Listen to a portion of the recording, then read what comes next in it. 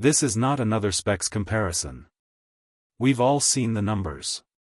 We know the Phoenix 8 has the battery life of a god. We know the Ultra 3 has a screen that will burn a hole through your retinas on the brightest day. This is about betrayal. It's about the watch that wins every single benchmark, but loses the moment you step into your actual, messy, non-expedition life. I have spent the last 3 months in a cycle: wrist on, deep dive, love it, switch. Wrist on, deep dive, love it, switch back. And it all comes down to a single, infuriating flaw, a flaw that neither Apple nor Garmin seem willing to fix, because they are too busy conquering the summit or the boardroom. The Apple Watch Ultra 3. It's magnificent. That new micro-LED display? It's a cheat code for visibility. The seamless integration with my AirPods Pro and my Mac, it feels less like a device and more like an extension of my nervous system. I get home, I pull up my sleep readiness score, and I'm genuinely impressed by the depth of data. But then, the flaw surfaces. It's not the battery life anymore. Let's be honest, getting 2.5 days now is a win, but it's the friction of the watchOS ecosystem for true, hardcore data export. I'm a runner. I use custom training platforms. When I want to pull my HRV data, my deep sleep cycles, and my precise VO2 max trends and dump it into a third-party analytical platform, it's a fight. It's a data hostage situation. Apple forces you through this incredibly polished, beautiful, yet utterly opaque garden. I don't want the pretty picture in the health app. I want the raw truth. I want my numbers without the corporate polish. The Ultra 3 promised professional-grade metrics, but delivered them in a consumer-grade cage. This is the everyday flaw of the Ultra 3, the data is brilliant, but it's not truly yours. It made me switch. So, I ran back.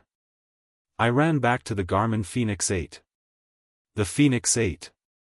What a machine. You can track a multi-day hike across the Dolomites, and the battery meter barely budges.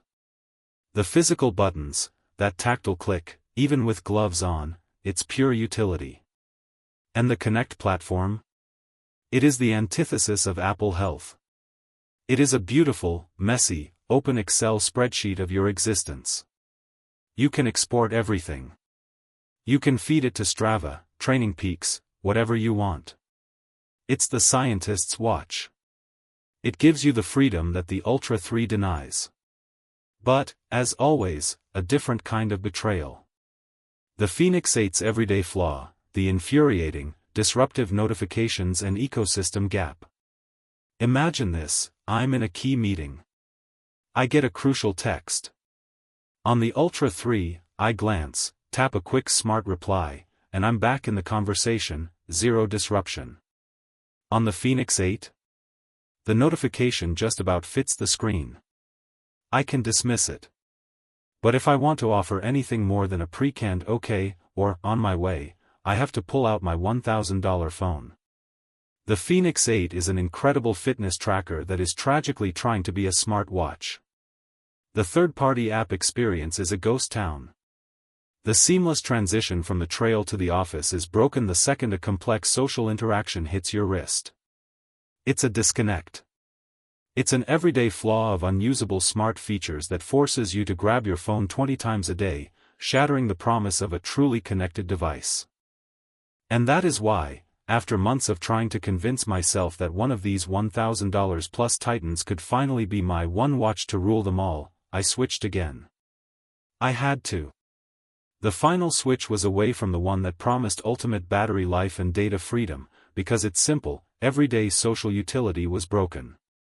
The Apple Watch Ultra 3 wins the daily battle because, in the end, I need a watch that is a better daily communicator than it is a multi-day battery champ. The Fenix 8 is a weekend warrior in a tuxedo. The Ultra 3 is a daily driver that can also scale a mountain.